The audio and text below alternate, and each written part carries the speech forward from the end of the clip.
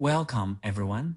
Today we will build a neat counting story that shows how k to the n splits into set partitions and injective labels. From k to the n to a story about blocks and labels. This equation is the goal. The left counts all functions and the right will count the same set by splitting functions according to how many distinct values they actually use. Previously, we treated the identity like a checksum. Plug in small numbers and see it matches. That shows it is true in examples, but not why it is true. Today we do the real work. We will take an arbitrary function from the set 1 through n to the set 1 through k and convert it into a combinatorial object we can count in another way. And we will be very strict about the two questions Avery raised. Do we cover every function, and do we ever count the same function in two different ways? What does a function secretly contain? If two inputs go to the same output, we will put them in the same group. This is like sorting by the value of the function. The number of groups equals how many distinct outputs the function actually uses, which is the size of its image. Once we fix that image size j, the possible ways to split the inputs into j, non-empty unlabeled blocks, is counted by the Stirling number of the second kind. After we know the blocks, we still need to remember which output value each block maps to. Because different blocks correspond to different outputs, those labels must be all distinct. Why does injective labeling produce k following j?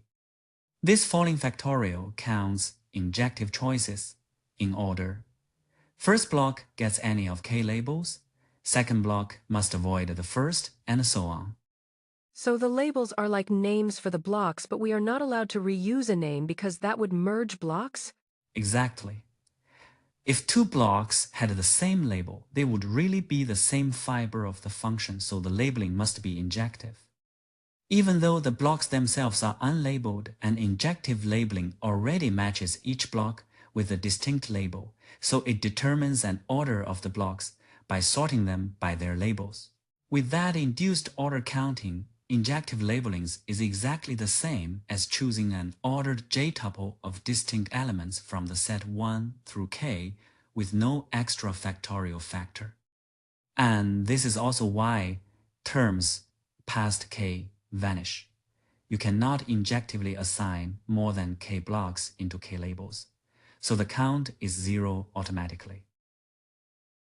Now we build the bijection explicitly. Start with a function, extract its blocks, and label each block by its common output value. This relation says, two inputs are equivalent exactly when the function sends them to the same output. The equivalence classes are the blocks of our partition. Concretely, for each output value y that actually appears, collect all inputs that map to y. Those collections are the blocks. Because we only make a block for outputs that get hit, the number of blocks equals the image size j. Why is that labeling automatically injective and not just any labeling we choose? Because two different blocks come from two different output values. If two blocks had the same label, they would both be the same fiber, so they would not be different blocks. Let us do the exact example and watch the partition and label object appear so we can see what information is kept and what is not.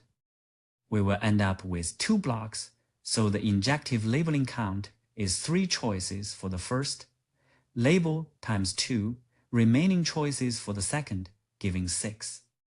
To make the mapping easy to read, we will name the 3 possible outputs A, B, and C. This function uses only 2 outputs. A is hit twice, and B is hit once. So we should expect j equals 2 blocks.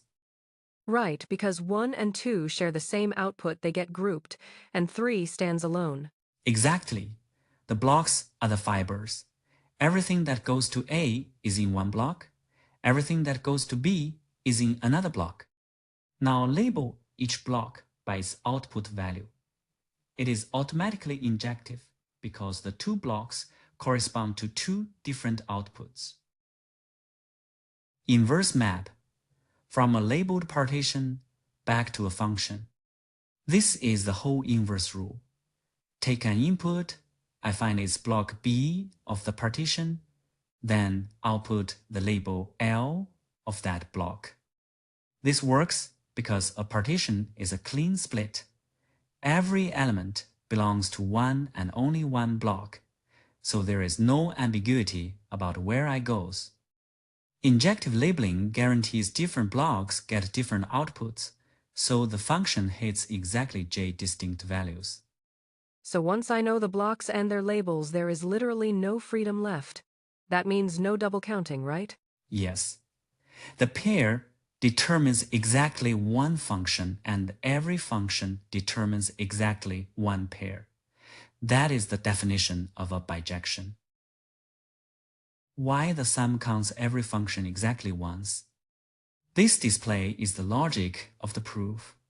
First, split all functions by the number j of distinct outputs they use. Then, count the j's class as partitions times injective labels.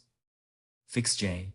The possible fiber structures are exactly the set partitions into j non-empty blocks counted by Stirling number S of n, j. Once the blocks are chosen, choose distinct outputs for them. That is the following factorial count, which is exactly what injective means in counting language. So the sum can safely run to n because the labeling factor kills the impossible cases automatically? Exactly.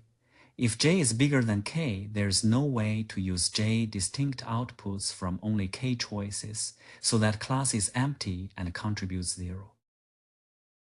Two quick checks to make sure the bijection is really yours. One computation and one conceptual sentence. We are counting functions from 4 inputs to 3 outputs that hit exactly 2 outputs. The bijection says, choose a partition of 4 elements into 2 blocks, then label those 2 blocks injectively with 2 distinct outputs, giving 7 times 6 equals 42. So the reasoning is, first the shape of the fibers, then the choice of which 2 outputs get used, and their assignment to the blocks. Yes, and notice how that story prevents double counting. Each function has one and only one fiber partition, and one and only one labeling coming from its outputs. A strong answer is, injective labeling keeps blocks distinct.